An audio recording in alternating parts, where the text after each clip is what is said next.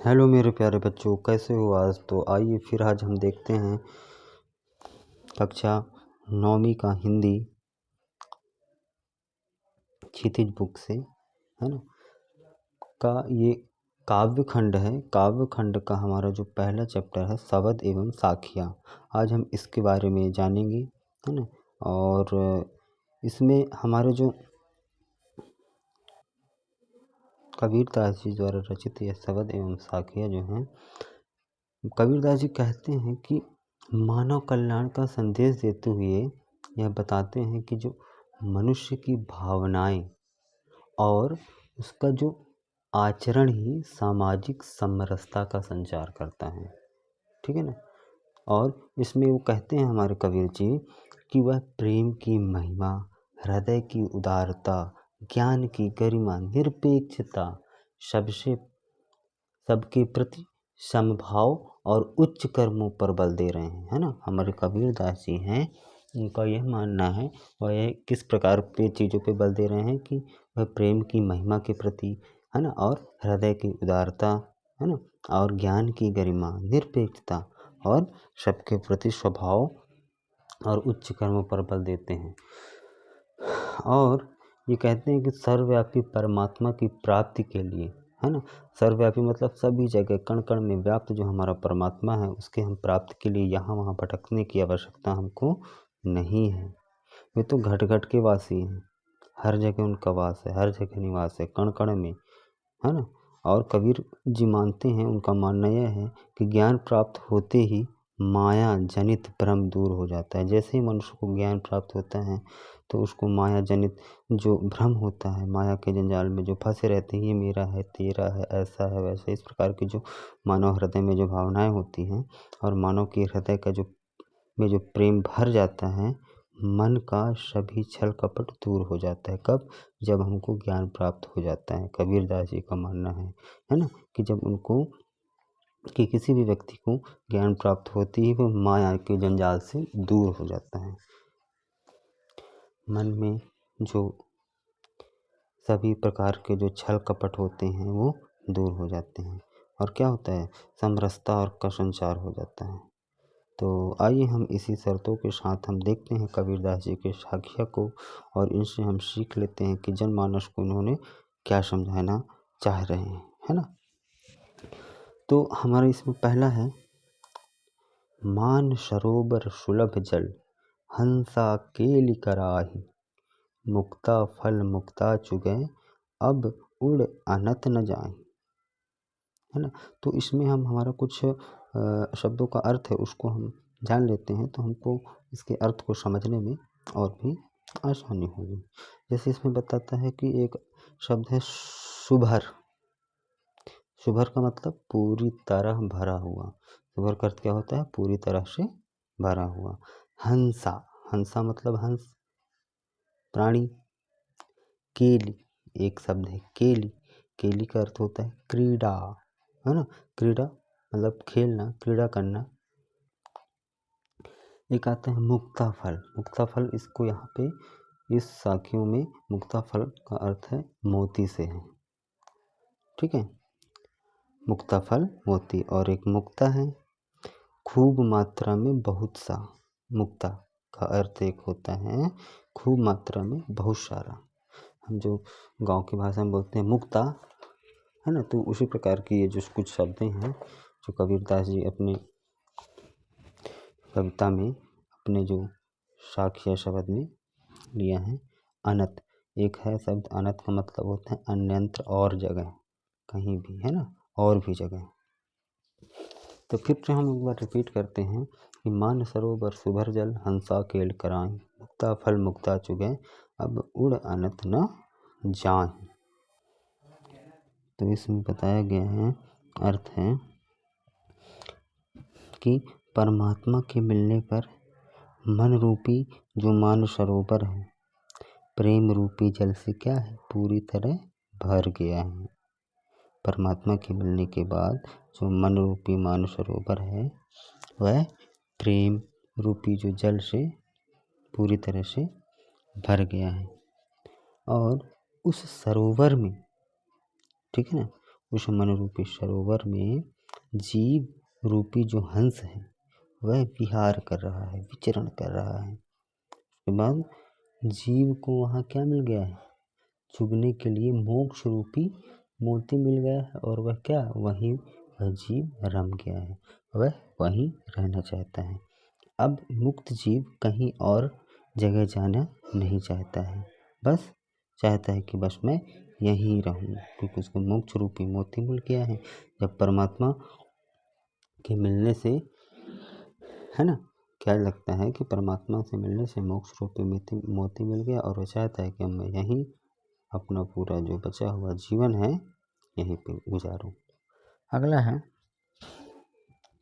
प्रेमी ढूंढत मैं फिरूं, प्रेमी मिले न कोई, और प्रेमी को प्रेमी मिले तो सब विष अमृत होए।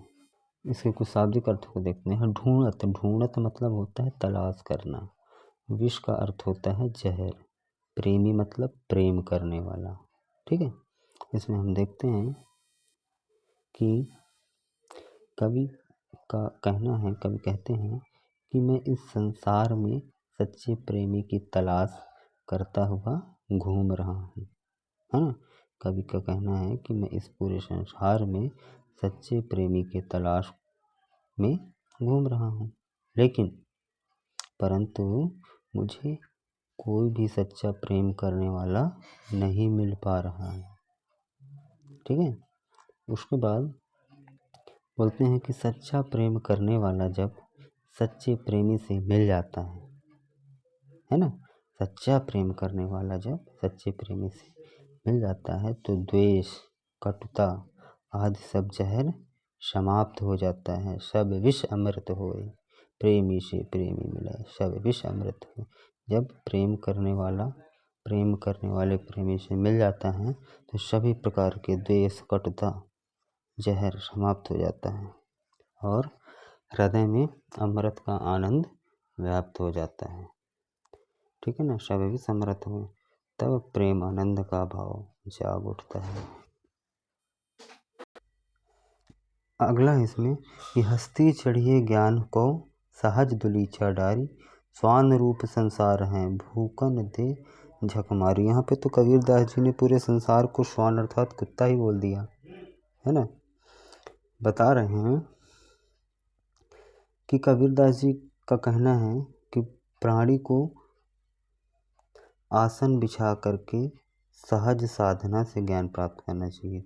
बड़े ही शांत मन से, आराम से, बिना किसी चिंता के ज्ञान प्राप्त बहुत ही सहज और सरल तरीके से, है ना, और ज्ञानी बनना चाहिए। ये जगत है, ये जो संसार है, ये कुत्ते की तरह है ना। इसे भौंकने, बकवास करने की चिंता करना बेकार है।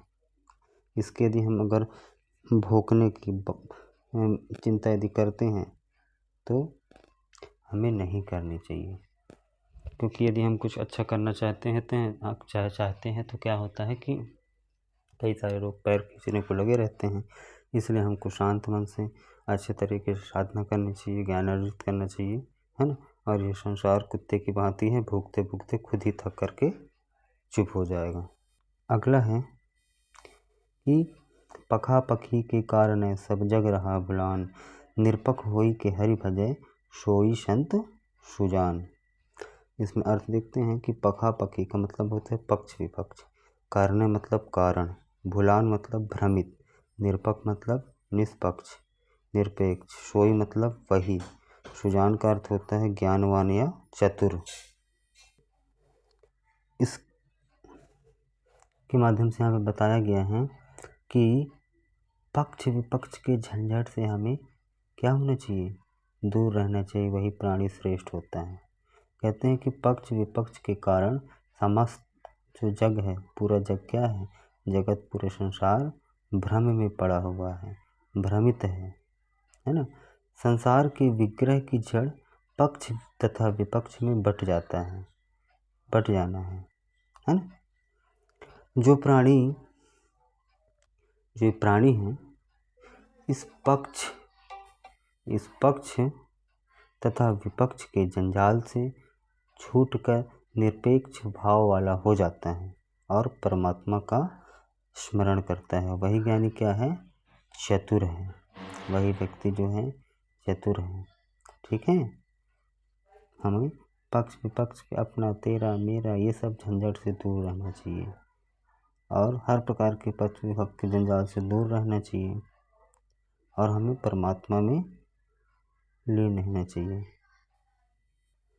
इसमें अगला है कि हिंदू मुआ राम कही मुसलमान खुदाई, कहे कबीर सो जीविता जो दुख के निकट न जाई। इसमें कबीरदास जी कहते हैं कि हिंदू मरते समय, जो हिंदू होते हैं वो मरते समय राम का नाम लेते हैं और मुसलमान खुदा को याद करता है। लेकिन कबीरदास जी का मानना है, कबीरदास जी कहते हैं कि सच्चा जीव वही है, सच्चा जीवित वही है जो दूसरों के दुखों से दूर ना भागे, यानी जो दूसरों के दुख में साथ दे, वही सच्चा इंसान है। अगला इसमें कि काफा फिर काशी भया, राम ही भया रहीम, मोट चून मैदा भया, बैठ कबीरा जीम। यहाँ पे कबीरदास जी कह रहे हैं कि एक समय था कि जब कबीरदास जो थे, काबा क्या होता है? इस्लाम का जो केंद्र बिंदु होता है, उनके जो धार्मिक केंद्र बिंदु होता है उसे काबा कहा जाता है। तो उनका कहते हैं कि एक समय था कि मैं काबा की ओर था, फिर काशी हिंदू तीर्थ, काशी क्या है? हिंदू तीर्थ स्थान, हिंदू धर्म का तीर्थ स्थान, वहाँ चला गया। उनका कहना है फिर कि अब मुझे क्या है कि अब मुझे राम और रहीम में कोई भेद नहीं लगता, क्योंकि वो हिंदू तीर्थ में भी रह लिए और समझ के देख लिए और इस्लाम में भी देख लिया रह करके। तो अब उनको ऐसा लगता है कि उन राम और रहीम में कोई भेद नहीं लगता। जिस प्रकार से कि मोटा आटा पीसकर बारीक मैदा बनता है, वैसे ही उनकी सोच हो गई है। वैसे ही किनकी सोच? कबीरदास जी की सोच परिपक्व हो गई है और उनका कहना है कि अब मैं सबको एक समान मानता हूँ और यही क्या है? सत्य है और इसी सत्य का मैं आनंद ले रहा हूँ। अगला है इसमें कि ऊंचे कुल का जन्मिया, जे करनी उच्च न होई, जे करनी उच्च न होई, सुबरन कलश सुरा भरा, साधु निंदा सोई। यहाँ पे कबीरदास जी कह रहे हैं कि अगर कोई भी जो व्यक्ति है अच्छे खानदान, ऊंचे खानदान, अच्छी जाति खानदान में जन्म लिया है, लेकिन उसके कर्म ही अच्छे नहीं हैं, है ना, तो उसका सम्मान नहीं हो सकता। ठीक है, जिस प्रकार से सोने का घड़ा हो लेकिन उसमें शराब भरी हो, बाहर से सुंदर पर अंदर से अपवित्र, वैसे ही बिना अच्छे कर्म के ऊंची जाति का कोई मतलब नहीं होता है। समझ रहे हो? मतलब कहना है कि ऊंचे कर्म, यदि आप ऊंचे खानदान में अच्छी जाति में जन्म ले लिए हो और आपके पास अच्छे कर्म ही नहीं, अच्छे गुण ही नहीं है, तो ऐसे ऊंचे खानदान में जन्म लेने का कोई अर्थ ही नहीं है, कोई मतलब ही नहीं है ना। जिस प्रकार से भले सोने का जो घड़ा है और लेकिन उसमें क्या है? सोना अच्छा माना जाता है, सबसे महंगा, और है ना, और यदि उसमें अंदर से सूरा अर्थात शराब भरा है तो बेकार है ना, अपवित्र है। ठीक उसी प्रकार से अच्छे और ऊंचे कुल में जन्म लेने से कुछ नहीं होता जब तक कि उसके अंदर अच्छी ऊंची गुण ना हो, अच्छा कर्म ना हो उसका। ठीक है ना। तो हमें कबीरदास जी जात पात, धार्मिक भेदभाव और ऊंच नीच के विरोधी थे, है ना, और उनके दोहों में मानवीयता, करुणा और कर्म की श्रेष्ठता को उन्होंने प्राथमिकता दी है। धन्यवाद। आगे हम देखेंगे, अभी हमने देखा शाकिया, अगला पार्ट में हम देखेंगे शब्द। तब तक के लिए धन्यवाद। यदि मेरी वीडियो आपको अच्छी लगे तो लाइक करें, सब्सक्राइब करें और शेयर करें।